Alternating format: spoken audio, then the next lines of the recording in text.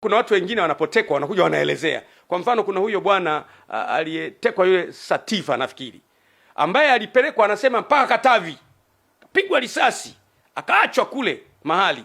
Aliporudi anaelezea kabisa, nilichukuliwa Dar es Salaam nikapelekwa mahapa, anaelezea. Kwa hiyo haiwezekani kwamba watekaji hawa hawafahamiki kabisa. No, wanafahamika. Lakini kwa nini hakuna desperate means za kuwapata? Why? Mtu anaweza kunijibu kwa unafiki. Akanijibu asema, wewe Gwajima bwana, hawa watekaji unasema wanafahamika, basi tuambie ni kina nani. Ndugu yangu, Mo alitekwa pale Korosham wakati ule. Mimi nilipiga kelele, rudisha Mo. Kama unabisha, nenda kwenye YouTube. Nilisema mrudisheni Mo. Na wakati ule rais alikuwa Magufuli, whether yeyote, utekaji haukubaliki anytime. Wakati kina Roma Mkatoliki wanatekwa, mimi nilipiga kelele. Wakati utekaji ulikuwa umeshamili, nilipiga kelele. Tangu wakati wa Magufuli na wakati huu sikubali utekaji. Kwa mambo mema ambayo mtu anafanya anatakiwa asifiwe, kwa mambo maovu anayofanya anatakiwa akemee bila kujali yeye ni nani. Tanzania ni yetu sote. It does not belong to a single entity. It belongs to all of us.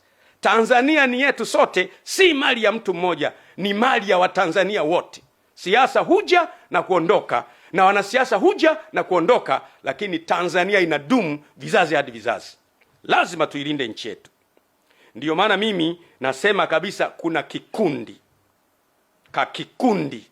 kanakoshughulika na utekaji. Sio vyombo. Mimi na hakika si vyombo. Kuna kikundi kanakoshughulika na utekaji. Na ninapoongea sasa hivi kikundi haka kanakasirika kweli. Huyu Gwajima mbona hajatekwa yeye? Huyu Gwajima unasikia, huyu kaondoka, yule kaondoka. Watu wanakwisha nchi na tuko kimya. Msiba ukiwa kwa jirani yako, utakuwa na ujasiri wa kwenda kuandika kwenye daftari na changia. Siku utakapopatwa na msiba, huwezi fungua macho yako. Wake up. What is happening on your neighbor, it will soon happen in your house. Kinachotokea kwa jirani yako kitatokea kwako.